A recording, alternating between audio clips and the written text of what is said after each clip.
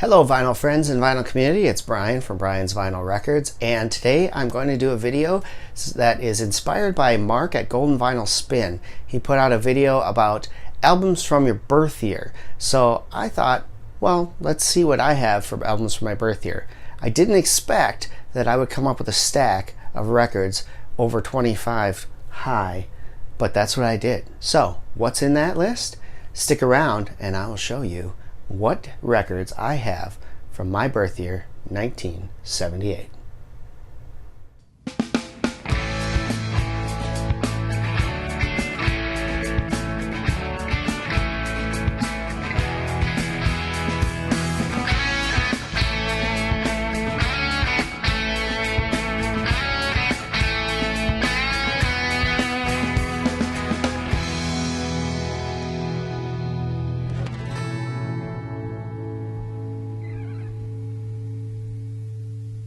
Welcome back, vinyl community.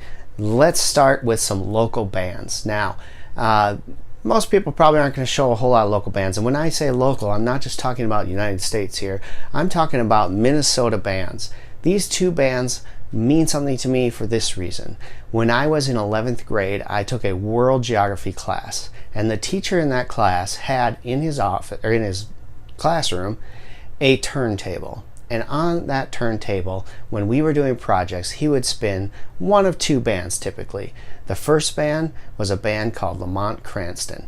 And Lamont Cranston put out this album in 1978. It is called LC Notes. I'm not sure exactly what that means. Lamont Cranston Notes probably. LC makes sense. But this album is one of them that he would spin in the classroom. So if you're into kind of a classic rock vibe, Lamont Cranston is great rock and roll music for you to listen to. So go check them out if you haven't heard of them. They're available all over the place. You can find them. You can usually pick up a Lamont Cranston record very cheap online. I'm talking $2-3 a record here. And the music is worth having. So Minnesota band Lamont Cranston leads the list. Second on the list is another Minnesota band, and that is a band called Daisy Dillman. This is a country rock-like band. So if you're into country rock music, they got a very country feel with a very rock and roll guitars. This is a great option for you to take a listen to. Daisy Dillman Band, this is their debut album, self-titled, and it's a really good album. I highly recommend checking these two out. Lamont Cranston, Daisy Dillman are my first two albums from 1978, the year I was born, local Minnesota bands. The next album I want to show is from a band that many people either love or hate. It's kind of that kind of relationship. There's usually not a whole lot in between, but there should be, because they got some great songs. And hey, the guy from Big Daddy loves this band. I'm talking about Styx. This is an album called Pieces of 8. It has the song Renegades on it, released in 1978. A great album. If you're into Styx, highly recommend this here, Pieces of 8. The next album I want to show is from an icon in the music world. To this day, still touring and playing great songs. I'm talking about the iconic Billy Joel. And in 1978, he released this album, 52nd Street. 52nd Street was a big one. It had Big Shot on it, and My Life was the major hit off of this album. Just a fantastic album. I highly recommend it, and it came out in 1978. The next album I want to show you is special. Growing up in my house, we had a lot of music played throughout the years, and there were two artists that were played a lot. And I'm talking about the Beatles and this man, Eric Clapton. Eric Clapton was and is one of my favorite artists of all time. I have a lot of his albums on vinyl, and I'm happy to say that this one was released in the year of my birth, 1978. It's called Backless by Eric Clapton. Fantastic. Okay, the next album that I want to share with you is from an artist that I never really got into growing up, but as I got older, and especially when I started collecting vinyl, I decided to give a chance to, because I liked one of the songs that she released called You're So Vain. I'm talking about the iconic Carly Simon. and this is her album Boys and Trees, which was released in 1978. I'm a huge Carly Simon fan now, a new convert to her music, and I've picked up almost all of her albums on vinyl that are available. I'm only missing a couple I'm looking for still, and I will have them in my collection to complete the Carly Simon catalog. And I can't say enough about her, but I'm excited to say she released an album in my birth year, 1978, and a good one at that. This is Boys in Trees. The next album I'm going to show you is from disco era. In fact, the next two albums will be disco-fused albums. I'm talking about a band who made it big, and then, of course, their lead singer made a huge splash in music. I'm talking Lionel Richie and his band, the Commodores, a fantastic band. Not just disco music, good pop music as well. And even after Lionel left, they put out some really good albums. But this is one that has Mr. Richie on there. You can see Lionel right here with that nice big afro going on there. Fantastic band, great album. This one is Natural High, and of course this has 3 times a lady on it. 1978, the Commodores.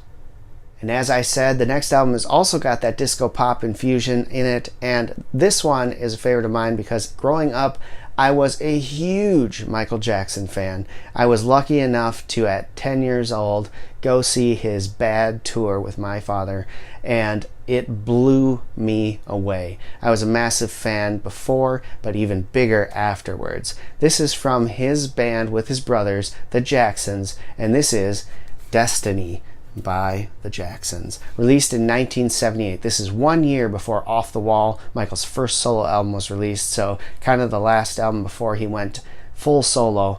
Destiny is a fantastic, fantastic album. We got Shake Your Body Down to the Ground and Blame It on the Boogie on this one. Great songs, great album. Check it out. Destiny by the Jacksons, 1978. 1978 was not only a great year for music, but it was also a great year for movies. And 2 movie soundtracks made it to my collection, and they're both iconic soundtracks. The first one I want to show you is Grease. 1978 Grease, John Travolta, Olivia Newton-John. The soundtrack has so many songs that everybody knows. This is one of my wife's favorite movies, and a great soundtrack I picked up for a very low cost and very excited about. So here it is, Grease. And the second one is almost just as iconic. Superman, 1978, the soundtrack. John Williams, one of his best works ever, in my opinion. I know a lot of people will say Star Wars is the best. I say that Superman gives Star Wars a good run for the money as far as iconic themes go. Superman, 1978, Grease, 1978, 2 classic soundtracks. Okay, now we're going to move into country music. I'm a big fan of country music. I love some of that classic country, your Merle Haggards, your Willie Nelsons, your Dolly Partons.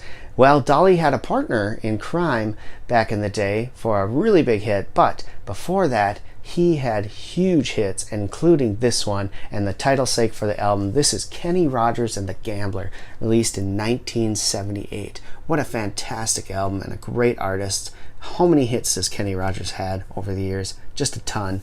So happy to have this. The second album from country that I have is this one from country queen Tanya Tucker. This is TNT. What a great album. I was lucky enough to have a friend send this to me because they had an extra copy that they accidentally bought when they were out shopping. So thank you to Scott for this. Really great album. Happy to have it in my collection as well. 1978. Tanya Tucker, Kenny Rogers, the Gambler. Awesome stuff.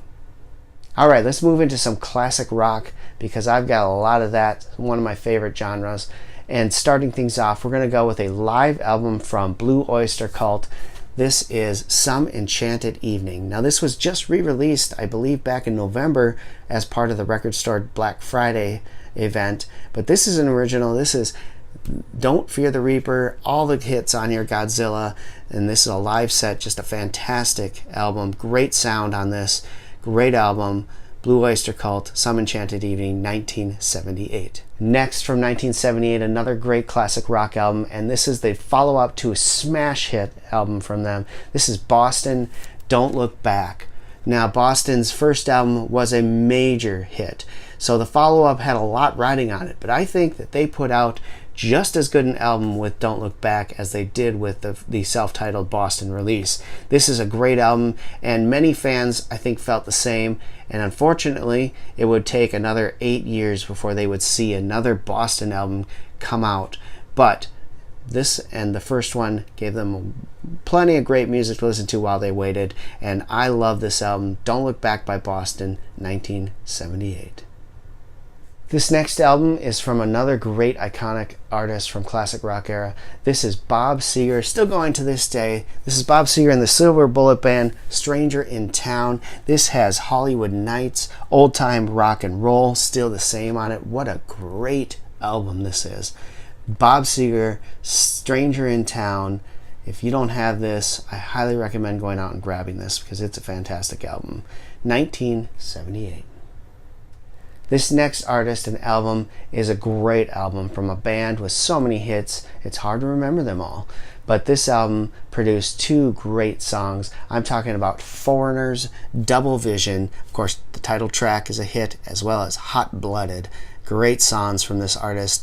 Their next album would take them into the stratosphere, simply titled number 4. But in 1978, we got Double Vision from Foreigner, and it's a good one. Up next is an album from a band that I have fallen in love with all over again. Now, I love some of their major hits, but then I started filling in my back catalog with some of their stuff, and I'm glad I started doing that. I'm talking about the band Heart, and in 1978 they gave us this really good album. It's called Dog and Butterfly, and it's a good album. I highly recommend it. Check it out. Heart's Dog and Butterfly, 1978. This next album I want to show you is from an artist who would go on to get a lot of fame in a band you might know called the Eagles. But as a solo artist, he had many hits, and this album is no exception. I'm talking about Joe Walsh. This album is pretty good. We got But Seriously Folks is the title, and on here you have Life's Been Good, which was a massive hit for him. His solo artist catalog includes so many great songs. Rocky Mountain High is one, but this is a fun album. But seriously, folks, what a funny looking cover too, huh? Joe Walsh got a great sense of humor and a great guitar playing skills and great songwriting ability. Highly recommended. Joe Walsh, But Seriously Folks, 1978. This next album is an album I got from my uncle, and it's a real fun little album. I never really listened to it for a long time and decided to give it a spin. This is a Canadian band called Triumph, and this is Rock and Roll Machine. So if you've heard of Triumph, you know they have a couple big hits that were out on the radio. I had not heard of them before, but gave them a spin, really enjoyed them, ended up picking up another couple of their albums from the internet, and glad I did. So they have a great version of Rocky Mountain Way from Joe Walsh, which I just showed you, and other great stuff on here. So if you like hard rock music, Triumph is a great band from the late 70s, early 80s with some great songs. Canadian band, check them out. 1978, Rock and Roll Machine. It seems like no list would be complete without having a Beatle on it, and in 1978 Paul McCartney and Wings put out the album London Town. And so here we go. Paul McCartney and Wings, London Town, 1978. I'm a big Beatles fan, and I've been collecting all of the Beatles solo stuff and other project stuff as well. And so I'm happy to have Paul McCartney and Wings, London Town from 1978 in my collection. My high school years wouldn't be complete without this next album, and I think many people probably have the same experience as me. I'm talking about Steve Miller's Greatest Hits, 1974 to 1978, released in 1978. This album was played at probably every single high school party I ever attended. It was always in the playlist and almost always played every single night that I was out with my friends. I can't say enough about this album. Never really knew a whole lot about Steve Miller, but tell you what, if you don't have this album, you're missing out. Even if you're not into the band as a whole or don't want to get his whole catalog, this is the Steve Miller album to get. So happy to have this in my collection. Love spinning this. It reminds me so much of my friends from high school and those days, and it's just an iconic album that came out in 1978. Up next, we have a live album from Aerosmith, and not just any live album, a live bootleg. Aerosmith's live bootleg was released in 1978 with its rawer sound because it was supposedly a bootleg. We all know that it was probably a soundboard recording, but it's fun anyway. Bootlegging was a big deal in the 70s, 80s. Hell, it's still a big deal today, but Aerosmith decided to put their own official bootleg off. I don't know how you can call that official bootleg, but hey, that's what they called it. Aerosmith's live bootleg, a very fun live album, recommended. Okay guys, I'm a big Black Sabbath fan and I'm a big Ronnie James Dio fan. So I started grabbing all the Ronnie James Dio band albums that I could find from the Rainbow era, and in 1978 Rainbow put out this album which I love. It's called Long Live Rock and Roll, and I just love Dio's voice and vocals on all this stuff. I haven't started collecting Dio's solo career, which I do need to do, but I'm started with Rainbow and Black Sabbath Dio, and I've been filling my collection in that way, and I love it. 1978, Long Live Rock and Roll by Rainbow. We're going to round things off with 3 classic albums that no list would be complete with if you're doing 1978, and nothing made more of an impact in the world than this album did. I'm talking about, of course, Van Halen's self-titled debut. How many guitar players were influenced by this album alone? A lot. And still to this day, I can still tell you that people who learn how to play guitar, one of the things they really want to do is learn how to play Eruption by Van Halen. And it stood the test of time. So here you go, Van Halen's self-titled album, Running with the Devil, Jamie's Crying, Ice Cream Man, and Eruption, among other tracks. Just this album, front to back, iconic. Van Halen, 1978. All right, we're finishing off 1978 in my collection here, and we're finishing off with my all-time favorite band. I'm talking about ACDC. And ACDC not only gave us 1, but gave us 2 albums in 1978. We'll start with their studio album. We're talking about Powerage, my all-time favorite ACDC album. It is by far the best I think they ever put out. It's got some raw guitars in it. It's got some excellent songwriting in it, and all around great production on this album here. Powerage is beyond iconic for me. So if you're an ACDC fan, I'd love to hear what your favorite ACDC album is. For me, this is it, and it just so happened to have been released in my birth year, 1978. But they also put out a live album later that year, and that is called If You Want Blood, You Got It. This is what many people would consider the best live album ever created. It's right up there with Kiss Alive and some other great live albums. I love this album. Personally, I am more geared towards this live album from 1991, and that's mostly because I grew up with this album. But this is also a fantastic album and captures the Bon Scott era perfectly in a live setting here. So ACDC Powerage and ACDC If You Want Blood, You Got It. So that wraps things up for my 1978 albums. I hope you enjoyed this. If you did, please leave a comment, please subscribe below, and please give a thumbs up. I want to thank Mark at Golden Vinyl Spin for the suggestion of doing the albums from your birth year. So check out the hashtag on the video and go ahead and do a video of your birth year if you're so inclined. Let's keep this thread moving in the vinyl community, and let's see some pretty cool videos of albums from your birth years. Thanks for watching, and until next time, keep spinning, friends.